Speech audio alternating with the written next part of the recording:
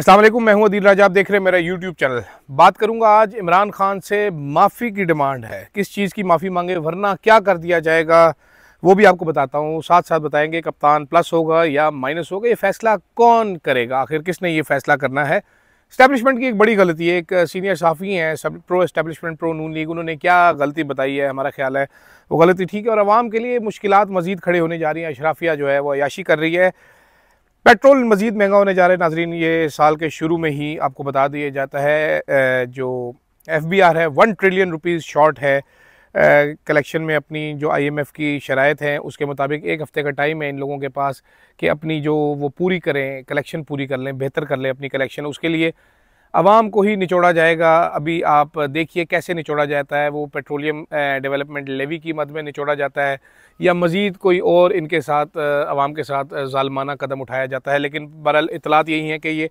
आवाम को ही मज़ीद निचोड़ने का प्लान है। बैंकों के ऊपर इन्होंने कुछ टैक्स लगाया था जो गवर्नमेंट लैंडिंग है उसके ऊपर, वो एक ही दिन में एक ही झटके में वापस लेना पड़ा। ये हमारी हुकूमत की अकड़ है या ये मैंडेट है या ये हमारी हुकूमत की रिट है कि 4 प्राइवेट बैंक धमकी लगाते हैं तो इनकी पतलूनें गीली हो जाती हैं। टैक्स वापस लिया है, जो तनख्वाहदार तबका है उसका बेड़ा गर्क करके रखा हुआ है, उसको जितना जलील किया जा सकता है ये हुकूमत में, जितना आप सोच सकते हैं कि जलील किया जा सकता है उतना जलील कर रही है ये गवर्नमेंट। दूसरी तरफ नाजरीन, टाउट्स एक नया बयानिया पेश कर रहे हैं कि इमरान खान साहब को माफ़ी मांगनी पड़ेगी। उसकी वजह क्या है? अब गुब्बारे में से 9 मई के हवा तो सारी निकल चुकी है, लेकिन जो बयानिया एक खड़ा किया गया था, जो बनाया गया था, जी हम पे हमला हो गया है तो ये हो गया है तो वो हो गया है, तो टाउट साफ़ियों के मुताबिक जो टाउट साफ़ी हैं वो ये कह रहे हैं कि भाईजान अब इस्टेब्लिशमेंट ने क्योंकि इतना बड़ा एक बयानिया बनाया था तो बेहतर ये है कि इमरान खान साहब माफ़ी मांग लें।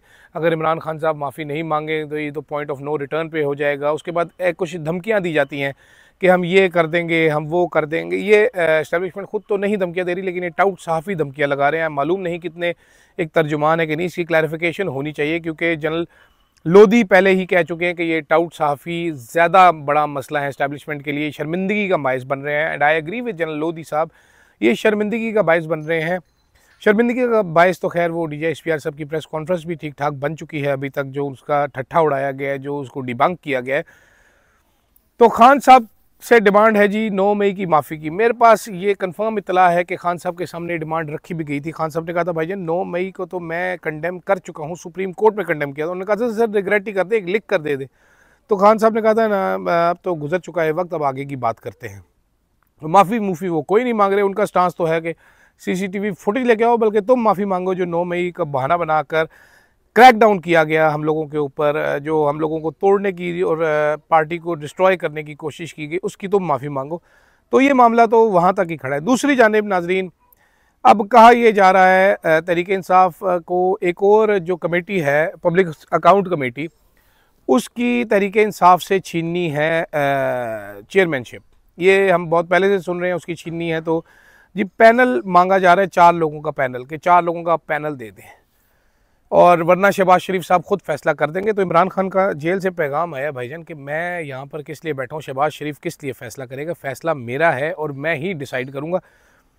शेख वकास अकरम साहब का नाम दिया गया है तहरीक इंसाफ की जानिब से। शेख वकास अकरम के नाम पर शदीद एतराज़ात हैं गवर्नमेंट को।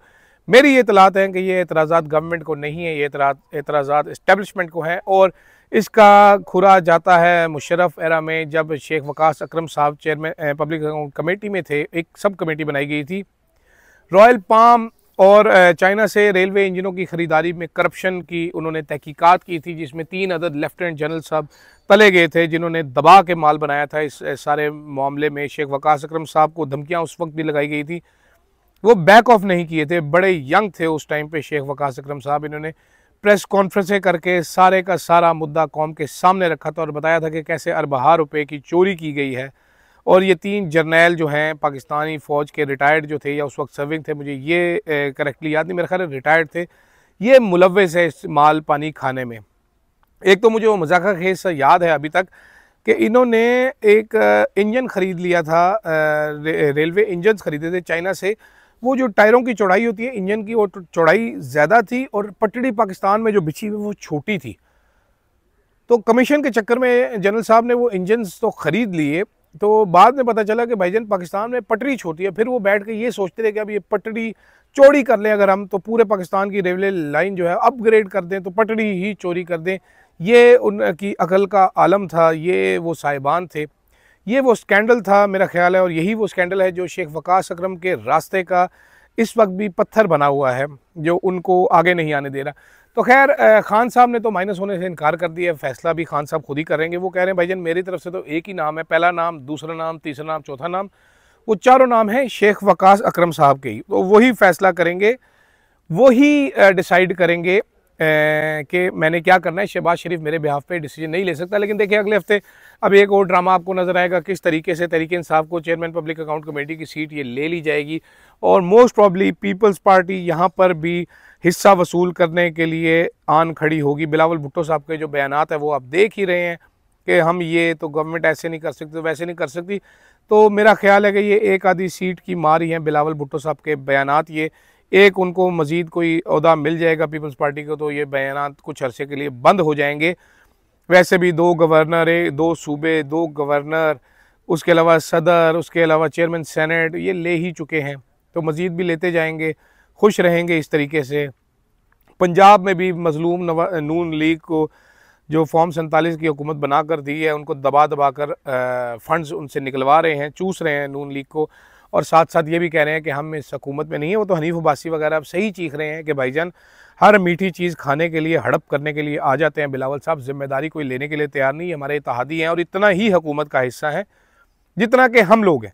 दूसरी जानब नाजरीन, नजम सेठी साहब ने एक बड़ा लेट एनालिसिस किया है। पहले दिन से मैं कह रहा हूँ, सबको नज़र आ रहा था, बल्कि मुशाहिद हुसैन सैयद साहब को क्रेडिट दीजिए इस चीज़ का। मुशाहिद हुसैन सैयद साहब बड़े पहले से कह रहे थे कि डोनाल्ड ट्रंप जीत जाएगा। सेठी साहब कहते हैं इस्टेब्लिशमेंट से बड़ी मिसकैलकुलेशन हो गई। इस्टेब्लिशमेंट ने सोचा था कि ट्रंप जीत जाएगा, लेकिन ऐसा हुआ नहीं, तो बड़ी गलतियां हो गई, तो अब मसले बने हुए, तो अब उनको सेट करना है। इस्टेब्लिशमेंट से नाजरीन गलती हुई 8 अप्रैल को, जब इमरान खान को 9 अप्रैल को निकाला गया। ये समझ रहे थे कि इमरान खान साहब अनपॉपुलर हैं, उनके पीछे किसने आना है, 10 को सारी आवाम निकल के खड़ी होगी। इस्टेब्लिशमेंट से गलती हुई 8 फरवरी के इलेक्शन में। ये समझ रहे थे कि हमने इस जमात का बरकस निकाल के रख दिया है, हमने इनका बल्ले का निशान छीन लिया, इमरान खान को हमने जेल में डाल दिया है। इस्टेब्लिशमेंट से 9 मई गलती हुई इमरान खान को अरेस्ट करना। इस्टेब्लिशमेंट से गलती हुई इद्दत केस बनवाना। इस्टेब्लिशमेंट से गलती हुई साइफर केस बनवाना। ये पे दर पे गलतियाँ करी जा रहे हैं, और इसको एक वो मिलिट्री टर्मिनोलॉजी होती है जिसको कहते हैं रीइंफोर्सिंग फेलियर। ये अपने फेलियर को रीइंफोर्स करते चले आ रहे हैं। तो सेठी साहब तो कह रहे हैं कि ये करेक्ट करना है। मेरा नहीं ख्याल कि डंडे के बगैर ये करेक्ट करेंगे। अमेरिका का डंडा पड़ेगा तो करेक्टिव मेजर्स शुरू होंगे, वरना आवाम की, अपनी आवाम की बात इज्जत से मानने के लिए कोई तैयार इस मुल्क में नज़र नहीं आता। चाहे वो शहबाज शरीफ हो, चाहे वो नवाज शरीफ हो, चाहे वो पीपल्स पार्टी बिलावल भुट्टो हो, इमरान खान क्यों ना हो जाए, या वो हमारी माइटी इस्टेब्लिशमेंट हो, तो आवाम की बात कोई समझने के लिए तैयार नहीं होता इस मुल्क में ज़्यादातर। यही मसले हैं, यही वो प्रॉब्लम्स हैं जिसकी वजह से आवाम एलियनेट होती चली जा रही है, दूर होती चली जा रही है, इदारों पर एतमाद ख़त्म होता जा रहा है। सुप्रीम कोर्ट को देख लें, कोर्ट नंबर 1 को ताला लगा हुआ है। चीफ जस्टिस हमारा ठट्ठा जाम शोरो लैया और इधर उधर दौरे करता फिर रहा है। उसका क्या काम है दौरे करने का? सर्दियों की छुट्टियाँ ऐसे मांगते हैं जैसे पता नहीं लाखों केसेस का फ़ैसला कर लिया है। मराहत इनको सारी चाहिए अमेरिका वाली, फ़ैसले ये बांग्लादेश वाले भी नहीं कर पाते, वो भी हमारे से बेहतर ही फ़ैसले कर लेते हैं। तो जब तक ये मसले चलते रहेंगे इस तरह तो होता रहेगा। लेकिन खैर नाजरीन, देखते हैं आगे क्या होता है। क्या इमरान खान माइनस हो जाता है कि नहीं? क्या इस्टेब्लिशमेंट अपनी गलतियां दुरुस्त कर लेगी कि नहीं? मेरा नहीं ख्याल, ना माइनस होगा ना गलतियां दुरुस्त होगी। झगड़ा इस तरह अगर चलता रहेगा तो मुल्क का ज़्यादा नुकसान होगा। फ़िलहाल के लिए इतना ही नाजरीन, इजाज़त दीजिएगा। अल्लाह हाफ़िज़।